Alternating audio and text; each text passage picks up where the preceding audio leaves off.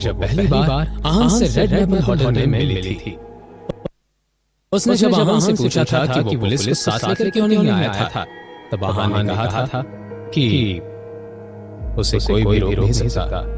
उस वक्त राशि को आहान की ये बात सुनकर बहुत गुस्सा आया था। उसने सोचा कि आहान अपने आप को समझता क्या था। उसने आहान को उसके एटीट्यूड के लिए सुनाया भी था, पर अगर उसे समझ आ रहा था कि आहान क्या बोला था, ये तो वो थी जो मान नहीं रही थी। इन दिनों बहुत कुछ हुआ था जिससे राशि को लग रहा था कि आहान कोई साधारण इंसान नहीं था। उसने सिर्फ गेट लॉस्ट बोला और हिमानी को वहां से ले गया। उसके बाद आज उसने बहुत अच्छा पियानो बजाया था। रोहित को एक ही पंच में घायल कर दिया था। गीत कपूर का दोस्त था। ये सब किसी एक साधारण इंसान के साथ होना पॉसिबल नहीं था। आहान जितना लो प्रोफाइल मेंटेन कर रहा था, वो उतना लो प्रोफाइल था नहीं। कबीर और भाविक भी उसके सामने आहान से माफी मांगे। वो चाहते थे कि आहान और उनके बीच अच्छा रिश्ता बन जाए। ठीक है, मैं आहान को अभी कॉल करती हूँ, राशि ने कहा। उसने सोचा कि अगर ये दोनों अपनी गलती सुधारना चाहते हैं तो उसे उन्हें एक मौका देना चाहिए। वैसे भी फाइनल डिसीजन तो आहान के हाथ में ही था। थैंक यू राशि, कभी भी कहा। वो खुश था कि राशि उसकी बात मान गई थी। इसकी कोई जरूरत नहीं है, बस ध्यान रखना कि आगे से तुम हिमानी के बारे में उल्टा सीधा ना सोचो। राशि ने रुकी आवाज में कहा, हम प्रॉमिस करते हैं कि ऐसा कभी नहीं होगा। हमारी वजह से हिमानी को कोई तकलीफ नहीं होगी। कबीर ने तुरंत कहा। वो पहले से आहान को लेकर कंफ्यूज था। अब इतना सब हो जाने के बाद और इतना सब जान लेने के बाद वो आहान को परेशान नहीं करने वाला था। राशि ने आहान को कॉल किया और उसे सारी बात बताई। आहान जानता था कि ऐसा कुछ होने ही वाला था। उस दिन भी आहान को लग रहा था कि कबीर बहुत समझदार है, इसलिए उसे एटीट्यूड नहीं दिखा रहा था। इसके अलावा आज इतना सब कुछ देखने के बाद वो आहान से पंगा लेने की गलती नहीं करेंगे। तो आहान, तुम रेड लेबल होटल जाओगे ना? राशि ने पूछा। हाँ ठीक है, मैं जाऊंगा। आहान ने कहा, फोन रख दिया। आहान बिना बात के दुश्मनी बढ़ाना नहीं चाहता था। अगर वो सिंसियरली माफी मांगना चाहते थे तो आहान को माफ करने में कोई प्रॉब्लम नहीं थी। इसके अलावा अगर कबीर और भाविक उसकी साइड आ गए और फ्यूचर में कभी हिमानी को कॉलेज में कोई प्रॉब्लम हुई तो वो दोनों से प्रोटेक्ट कर सकते थे। आहान कल रेड लेबल होटल पहुंच जाएगा, राशि ने कहा। ये सुनकर कबीर और भाविक खुश हो गए। उन्हें बहुत शांति मिली कि आहान मान गया था। राशि, क्या हमें तुम्हें एक और तकलीफ देने का मौका मिलेगा? तुम हिमानी को भी आने के लिए बोल दोगी? भाविक ने कहा। भाविक के चेहरे पर शर्म थी।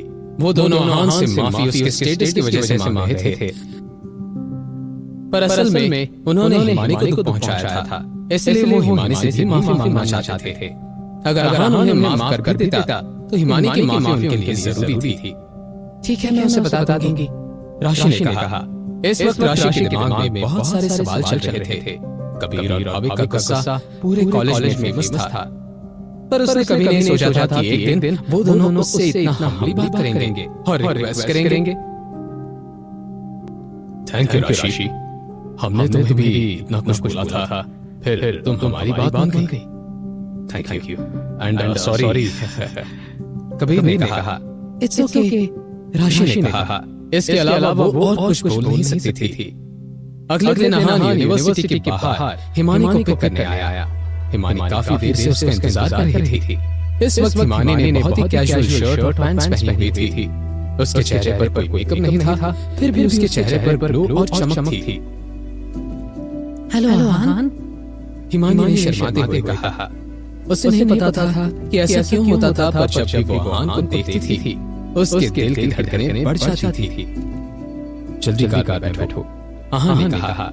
आहान को नजर आ रहा था कि हिमानी उसे कितना पसंद करती है, पर उसके दिल में सिर्फ शनाया थी। वो शनाया के अलावा किसी और के बारे में सोचता भी नहीं था। हिमानी हड़बड़ाकर कार में बैठ गई और दोनों रेड लेबल होटल की तरफ चले गए। जब वो होटल पहुंचे 12 बज चुके थे। कबीर और भाविक उसका गेट पर इंतजार कर रहे थे। दोनों बहुत कैजुअली खड़े थे और जैसे ही उन्होंने आहान को देखा वो ढंग से खड़े हो गए। वो तुरंत आहान के पास आया और बोले, मास्टर, मुझे यंग मास्टर मत बुलाओ। आहा ने उनकी बात काटते हुए कहा, यंग मास्टर न बुलाएं तो फिर क्या बुलाएं? भाविक ने पूछा। हम आपको ब्रदर आहान बुला सकते हैं। कभी ने पूछा। हाँ, तुम मुझे कुछ भी बुला सकते हो, बस यंग मास्टर नहीं। आहान ने कहा, ओके ब्रदर आहान, प्लीज अंदर आइए। कभी ने कहा, सिस्टर हिमानी प्लीज अंदर आइए। भाविक ने तुरंत कहा। आहान ने इस बात को इग्नोर किया और चुपचाप अंदर चला गया। हिमानी ने यह सुनकर ब्लश किया, पर उसने किसी से कुछ नहीं कहा और आहान के पीछे पीछे अंदर आ गई। रेड मैपल होटल बहुत बड़ा होटल था। वहाँ पर स्पेशल रिजर्वेशंस भी होते थे। वहाँ एक क्लब था जिसका हिस्सा सिर्फ वही लोग बन सकते थे जिनके पास मेंबरशिप होती थी। आहान के पास मेंबरशिप नहीं थी, पर कबीर के पास थी। कबीर की आंटी रेड मैपल होटल की शेयर होल्डर थी, इसलिए उनके पास अच्छे खासे रेट्स थे। कबीर ने अपने लिए एक प्राइवेट एरिया बुक किया था। चारों सीधा वहीं पर गए थे। उनके लिए कुछ स्टाफ मेंबर्स पहले से वहीं पर थे और उनकी सर्विस भी बहुत अच्छी थी। कबीर ने पहले ही स्पेशल मेनू तैयार करवा लिया था। हर कोर्स के हिसाब से एक एक करके वहाँ पर डिशेस आने लगी।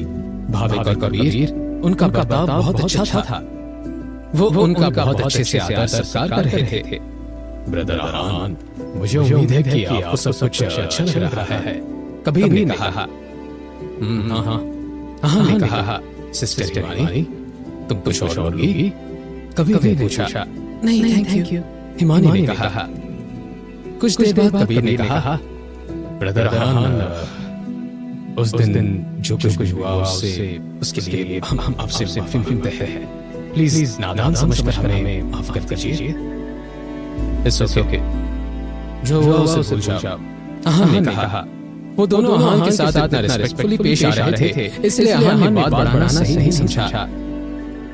उसने भी उन दोनों की अपॉलॉजी एक्सेप्ट कर ली थी। सिस्टर हिमानी, आहान से माफी मांगना इतना जरूरी नहीं है जितना तुमसे है। अगर हमने उस दिन ये सब नहीं किया होता तो तुम्हें किसी तरह की कोई तकलीफ नहीं होती। प्लीज मुझे माफ कर दो। आगे से ऐसा कुछ नहीं होगा। कबीर ने कहा। हिमानी ने कोई जवाब नहीं दिया, बस मुस्कुराते हुए अपनी गर्दन हिला ली। उसके एक्सप्रेशन से कबीर और भाविक समझ गए थे कि उसने उन दोनों को माफ कर दिया था। कबीर, भाविक, मैंने तुम दोनों को माफ कर दिया है, पर तुमसे एक फेवर चाहता हूँ। आहान ने कहा। कैसा फेवर? आप जो बोलेंगे हम वो करने के लिए तैयार हैं। भाविक ने कहा। उसके चेहरे पर एक कंफ्यूज एक्सप्रेशन था। आखिर आहान को उससे कैसा फेवर चाहिए हो सकता है? हिमानी और कबीर यही सोच रहे थे। आहान तो कुछ भी कर सकता था, फिर भी उनसे फेवर क्यों मांग रहा था? इसके अलावा हिमानी भी यही सोच रही थी। मैं चाहता हूं कि अगर फ्यूचर में कभी हिमानी को किसी तरह की कोई प्रॉब्लम आए तो तुम उसे सॉल्व करने में उसकी मदद करो। हिमानी को प्रोटेक्ट करने की जिम्मेदारी तुम्हारी है। आहान ने कहा। आप बिल्कुल चिंता मत कीजिए। हाँ, बिल्कुल चिंता मत कीजिए सर। दोनों ने तुरंत बोला। इस वक्त हिमानी के चेहरे पर मिक्स्ड इमोशंस थे। एक तरफ वो खुश थी कि आहान उसके बारे में इतना सोच रहा था, वहीं दूसरी तरफ वो जानती थी कि आहान हमेशा उसके साथ नहीं रहेगा और एक दिन उसे छोड़कर चला जाएगा। अपना खाना करके सब लोग उस प्राइवेट एरिया से बाहर आए।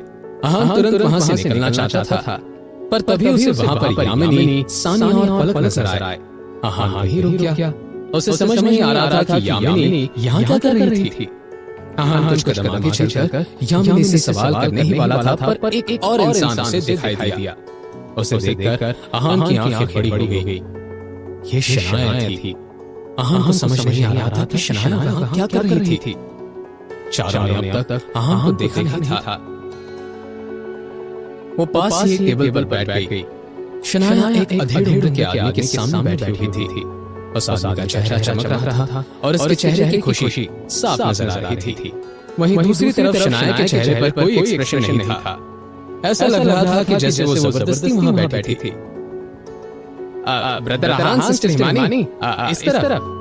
भाविक ने जब देखा कि आहान रुक गया है, तब उसने कहा। भाविक को लगा कि आहान को पता नहीं है कि उसे कहां जाना है, इसलिए भाविक ने हाथ के इशारे से समझाया।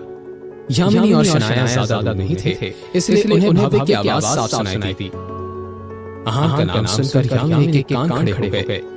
उसने आवाज की डायरेक्शन में देखा, तब उसे आहान और हिमानी नजर आए। यामिनी और सानिया दोनों पैर पटकते हुए आहान के पास आई। हिमानी के चेहरे का रंग तुरंत उड़ गया। भाभी यामिनी को नहीं जानता था, पर हिमानी जानती थी। उसने शनाया और हिमानी को पहले हॉस्पिटल में देखा था। उस वक्त वो आहान की गोद में थी और यामिनी ने बहुत बड़ा हंगामा किया था। इस बार फिर वो आहान के साथ थी। इस बार अगर कुछ हुआ होता तो हिमानी अपने आप को कभी माफ नहीं कर पाएगी। इस बार तो भाभी ने उनके सामने हिमानी को सिस्टर बुलाया था। तुमने अभी इससे क्या बुलाया? यामिनी ने हिमानी की तरफ इशारा करते हुए भाभी से पूछा। सिस्टर, भाभी ने कहा। भाभी का आहान और हिमानी का रिश्ता नहीं जानता था, पर उसे इतना पता था कि दोनों के बीच बहुत गहरा रिश्ता था। इसलिए उसने हिमानी को सिस्टर बुलाना शुरू कर दिया था। उसके हिसाब से आहान और हिमानी एक कपल थे। वाह आहान, वाह! यहाँ पे भी अपने लिए पार्टनर ढूंढ ली तुमने? इससे पहले यामिनी कुछ बोल पाती सानिया ने कहा। सानिया आहान और हिमानी को ताना मार रही थी। ये सुनकर आहान को बिल्कुल अच्छा नहीं लगा। उसने सानिया से कहा, आपको क्या मतलब है? ये सुनकर यामिनी को गुस्सा आ गया। वो हिमानी को थप्पड़ मारने आगे आई, पर आहान ने उनका हाथ पकड़ लिया। इस बात से हिमानी का कोई लेना देना नहीं है। उस पर कीचड़ उछालने की जरूरत नहीं है, आहान ने कहा। ये सच भी था। शुरुआत से लेकर अंत तक हिमानी ने कुछ भी नहीं किया था। वो इनोसेंट थी। मेरा हाथ छोड़ो! यामिनी आग बबूला हो गई। उसे विश्वास नहीं हो रहा था कि आहान ने उसका हाथ पकड़ लिया था। आहान ने झटके से हिमानी का हाथ छोड़ दिया था। तुम्हारी इतनी हिम्मत! यामिनी ने कहा और अपना हाथ मलने लगी। तुम्हारे डिवोर्स को कुछ ही दिन हुए हैं और तुम दूसरी लड़कियों के साथ घूम रहे हो। तुम में शर्म नाम की कोई चीज है या नहीं? यामिनी चिल्लाने लगी। तुम शनाया के लायक थे ही नहीं। यामिनी ने कहा। ये बात सुनकर कबीर और भाविक हैरान हो गए। आहान शादीशुदा था, ये बात वो दोनों जानते थे, पर उसका डिवोर्स भी हुआ था, ये उन्हें नहीं पता था। उन्होंने आहान और हिमानी कपल सिर्फ इसलिए समझा था क्योंकि उन्हें लगा था कि आहान पावरफुल था, उसकी बीवी यहाँ नहीं थी, इसलिए वो हिमानी के साथ था। वो समझ गए थे कि उनके सामने जो औरत थी वो जरूर आहान की सांस थी। ये आहान की सांस है, कबीर ने धीरे से भाभी को कहा। हाँ, और उनके सामने हमने हिमानी को सिस्टर बोल दिया है। भाभी ने कहा।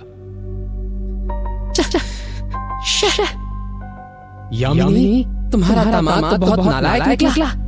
कुछ दिन में इसने इसके लिए किसी नए को ढूंढ लिया। सानिया ने कहा। सानिया ने आग में घी डालने की कोशिश की।